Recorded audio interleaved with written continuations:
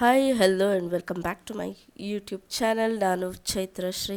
Friends, ನಂಗೆ ಹುಷಾರಿಲ್ಲ, so ಸ್ವಲ್ಪ ಚೇಂಜಸ್ಸು, ವಾಯ್ಸ್ ಲೋ ಅನಿಸಿದ್ರೆ ದಯವಿಟ್ಟು ಅಡ್ಜಸ್ಟ್ ಮಾಡ್ಕೊಳ್ಳಿ.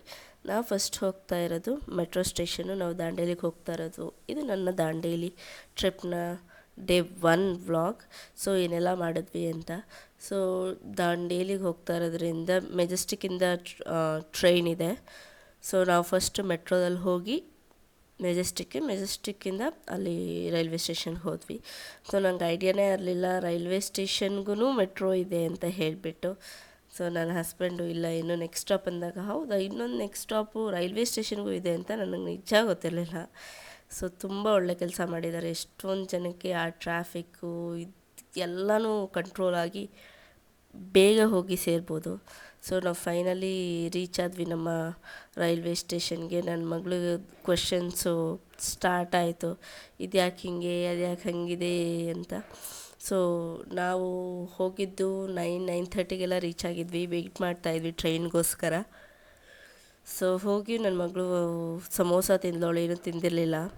ಅಷ್ಟಕ್ಕೆ ಅವಳು ಹೊಟ್ಟೆ ತುಂಬೋಯಿತು. ಸೊ ನಾವು ಹೋಗಿ ಒಂದು 30-45 ಮಿನಿಟ್ಸ್ಗೆಲ್ಲ ಟ್ರೈನ್ ಬಂತು. ಅಂದ್ರೂ ಆಲ್ಮೋಸ್ಟ್ ಆ ರೈಲ್ವೆ ಸ್ಟೇಷನಲ್ಲಿ ವೆಯ್ಟ್ ಮಾಡೋದೆಲ್ಲ ಹಾರಿಬಲ್ ಥಿಂಗು. ಬ್ಯಾಡ್ ಸ್ಮೆಲ್ ಬೇರೆ ಬರ್ತಾ ಇರುತ್ತೆ. ಹೇಗೋ ಅಡ್ಜಸ್ಟ್ ಮಾಡಿಕೊಂಡು ಫೈನಲಿ ನಾವು ಟ್ರೈನಲ್ಲಿದ್ದೀವಿ. ನಿದ್ದೆ ಮಾಡಬೇಕು ಅಂತ ನಾನು ಟ್ರೈ ಮಾಡ್ತಾಯಿದ್ದೀನಿ, ಆದರೆ ನನ್ನ ಮಗಳು ಬಿಡ್ತಾ ಇಲ್ಲ. ಸೊ ಆಮೇಲೆ ಹೋಗಿ ಒಂದಷ್ಟು ವೀಡಿಯೋಸ್ ತೊಗೊಳ್ಳೋಣ, ಅಟ್ಲೀಸ್ಟ್ ಫೋಟೋಸ್ ಆದರೂ ತೊಗೊಳ್ಳೋಣ ಅಂತ ಹೋದ್ವಿ.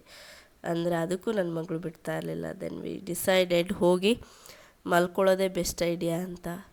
ಅವಳು ಅಂತೂ ಇಂತೂ ನಿದ್ದೆ ಮಾಡ್ತಾಳೆ ಅಂತ ಅಂದರೆ ಮಲ್ಕೊಳ್ಳೇ ಇಲ್ಲ. ಆಮೇಲೆ ಏನೇನೋ ಹೇಳಿ, ನೋಡು ಅವ್ರು ಬರ್ತಾರೆ, ಇವ್ರು ಬಂದು ಎತ್ಕೊಂಡು ಹೋಗ್ಬಿಡ್ತಾರೆ ಅಂತ. ನೋಡಿ, ಇದೇ ಕತೆ. ಮಗು ಇದೆ ಅಂತಂದರೆ ಹೆಣ್ಮಕ್ಳು ನೋಡ್ತಾ ಇರಬೇಕು, ಗಂಡು ಮಕ್ಕಳು ಆರಾಮಾಗಿ ಮೊಬೈಲ್ ಇಟ್ಕೊಂಡು ಕೂತಿರ್ತಾರೆ. ಸೊ ಆಲ್ಮೋಸ್ಟ್ ನಾವು ಮಾರ್ನಿಂಗ್ 7ಗೆಲ್ಲ ರೀಚ್ ಆಗಿದ್ವಿ. ಇನ್ನೇನು 5 ಮಿನಿಟ್ಸ್ ಇತ್ತು ನಮ್ಮ ಸ್ಟೇಷನ್ಗೆ ರೀಚ್ ಆಗೋದಕ್ಕೆ. ಸೊ ಚೈಲ್ಡ್ಹುಡ್ಡಲ್ಲಿ ನಾವು ಹೇಗೆ ಅಲ್ಲಿ ಕುತ್ಕೊಂಡು ಡೋರ್ ಹತ್ರ ಎಂಜಾಯ್ ಮಾಡ್ತಾಯಿದ್ವಿ. So I try to enjoy. So ಇದೇ ನಾವು ಇಳಿದಿರುವಂತಹ ರೈಲ್ವೆ ಸ್ಟೇಷನ್ನು.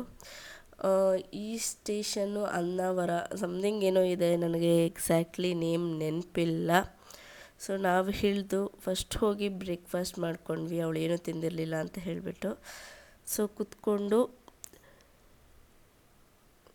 ಆಲ್ಮೋಸ್ಟ್ ಬಸ್ಸಿಗೆ ವೆಯ್ಟ್ ಮಾಡಿದ್ವಿ. 1/2 ಅವರ್ ಯಾವುದೂ ಬಸ್ ಬರಲಿಲ್ಲ.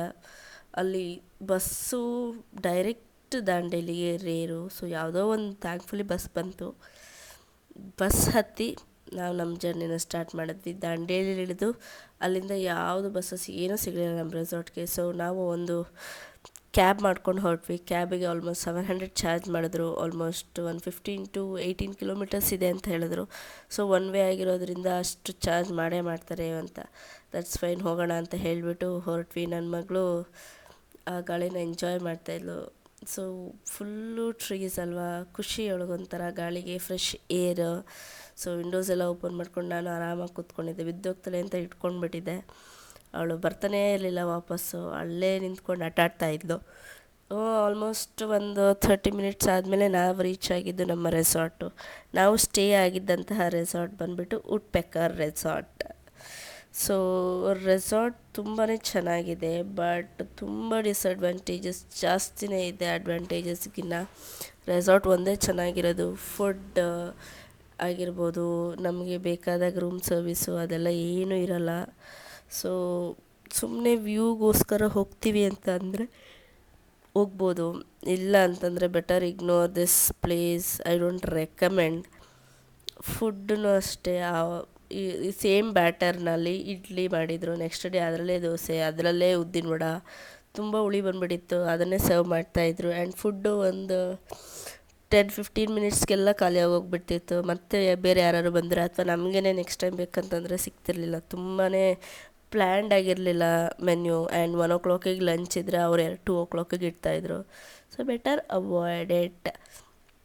ಸೊ ನಮ್ಮನ್ನು ರೂಮಿಗೆ ಕರ್ಕೊಂಡು ಹೋಗ್ತಾಯಿದ್ದಾರೆ. ನಾನು ಸ್ಕೈ ವ್ಯೂ ರೂಮ್ನ ಬುಕ್ ಮಾಡಿದ್ದೆ. ತುಂಬಾ ಚೆನ್ನಾಗಿತ್ತು ರೂಮು. ಆ್ಯಂಡ್ ರೆಸಾರ್ಟ್ ಕೂಡ ತುಂಬಾ ಚೆನ್ನಾಗಿದೆ. ಫಸ್ಟ್ ಲಗೇಜ್ ಎಲ್ಲ ಡಂಪ್ ಮಾಡಿ ನಾವು ಹೋಗಿದ್ದು ಸ್ವಿಮ್ಮಿಂಗ್ ಪೂಲ್ಗೆ. ನನ್ನ ಮಗಳು ತುಂಬ ದಿನದಿಂದ ಸ್ವಿಮ್ಮಿಂಗ್ ಪೂಲ್ ಅಂತ, ಅವಳಿಗೆ ಸ್ವಿಮ್ಮಿಂಗ್ ಪೂಲ್ ಅಂತಂದರೆ ತುಂಬ ಆಸೆ ಜಾಸ್ತಿ. ಅವಳು ಹೆಲ್ತ್ ಹಾಳಾದರೂ ಪರವಾಗಿಲ್ಲ, ನಾನು ಆಟ ಆಡಬೇಕು ಅಂತ ಅವಳು ಟ್ರೈ ಮಾಡ್ತಿರ್ತಾಳೆ. ಸೊ ಅವಳನ್ನ ಆಟ ಆಡಲಿ ಅಂತ ಬಿಟ್ಬಿಟ್ಟು ನಾವು ಸೈಡಲ್ಲಿ ಕೂತಿದ್ವಿ. ಸೊ ಆಮೇಲೆ ನನ್ನ ಹಸ್ಬೆಂಡು ನೋಡಿ ನೋಡಿ ಫುಲ್ಲು ನಾನು ಹೇರೆಲ್ಲ ವೆಟ್ಟಾದರೆ ಮತ್ತೆ ಆ ಹೇರ್ ಪ್ರೊಸೀಜರ್ ಮಾಡಬೇಕು ಅಂತಂದ್ರೇ ಒಂದು ಲಾಂಗ್ ಥಿಂಗ್ ಅಂತ ಅನಿಸ್ಬಿಟ್ಟು ನಾನು ಸೈಡಲ್ಲಿ ಕೂತಿದ್ದೆ. ಬಟ್ ಸ್ಟಿಲ್ ಆಫ್ಟರ್ ಸಮ್ಟೈಮ್ಸ್ ನನ್ನ ಹಸ್ಬೆಂಡು ನೀರಲ್ಲಿ ಇಳಿದ್ರು, ಆಟ ಆಡಿಸ್ತಾಯಿದ್ರು. ನಾನು ಒಂದು 10-15 ನಿಮಿಷ ನಾನು ಸುಮ್ಮನೆ ನೋಡಿ ಆಮೇಲೆ ನಾನು ನೀರಿಗೆ ಇಳ್ದು ಆಟ ಆಡಿದೆ. ಬಂದಿರೋದು ಎಂಜಾಯ್ ಮಾಡೋದಕ್ಕೆ ಎಷ್ಟೊತ್ತು ಸುಮ್ಮನಿರೋದು ಅಂತ. ದೆನ್ ನಾವು ಲಂಚಿಗೆ ಹೋದ್ವಿ. ಲಂಚು ಓಕೆ ಅಷ್ಟೊಂದೇನು ಇದಿರಲಿಲ್ಲ, ಬಟ್ ರೈಸ್ ಐಟಮ್ಸ್ ಚೆನ್ನಾಗಿ ಮಾಡ್ತಾಯಿದ್ರು. ಇನ್ನು ಮಿಕ್ಕಿದ್ದೆಲ್ಲ ಅಷ್ಟಕ್ಕಷ್ಟೇ. ನನ್ನ ಮಗಳು ಸ್ವಿಮ್ಮಿಂಗ್ ಪೂಲಿಗೆ ಹೋಗಬೇಕು ಅಂತಲೇ ಇನ್ನೂ ಹಠ ಮಾಡ್ತಾನೇ ಇದ್ಲು. ಸೊ ನಾವು ಲಂಚ್ ಮಾಡಿಕೊಂಡು ಸ್ವಲ್ಪ ವೀಡಿಯೋಸ್ ಎಲ್ಲ ಮಾಡಿಕೊಂಡು ರೆಸಾರ್ಟ್ ಹೇಗಿದೆ ಏನು ಅಂತ ಎಲ್ಲ ಹೇಳಿಬಿಟ್ಟು ಚೆಕ್ ಮಾಡಿದ್ವಿ. ದೆನ್ ರಿಟರ್ನ್ ಬಂದು ನಾವು ಮಾಡಿದ್ದು ಒಂದೇ ಕೆಲಸ. ನಾನು ನನ್ನ ಮಗಳು ಮಲ್ಕೊಂಬಿಟ್ಟಿದ್ವಿ, ಫುಲ್ಲು ಟಯರ್ಡ್ ಆಗಿಬಿಟ್ಟಿತ್ತು. ಸಿಕ್ಕಾಪಟ್ಟೆ ಜರ್ನಿ, ನೈಟ್ ಟ್ರಾವೆಲ್ ಎಲ್ಲ ಇತ್ತಲ್ಲ, ಎಲ್ಲ ಕಷ್ಟ, ಫುಲ್ಲು ಟಯರ್ಡಾಗಿ ನಾವು ರಿಟರ್ನ್ ಬಂದು ಮಲ್ಕೊಂಬಿಟ್ಟಿದ್ವಿ.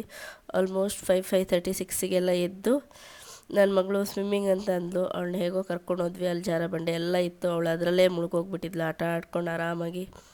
ಅಲ್ಲೇ ಆಲ್ಮೋಸ್ಟ್ 8 ಆಗಿತ್ತು. ಸೊ ಎಲ್ಲ ಮಕ್ಕಳು ಅಲ್ಲೇ ಆಟ ಆಡ್ತಾಯಿದ್ರು, ಎಲ್ಲರೂ ಅಲ್ಲೇ ಕೂತಿದ್ರು.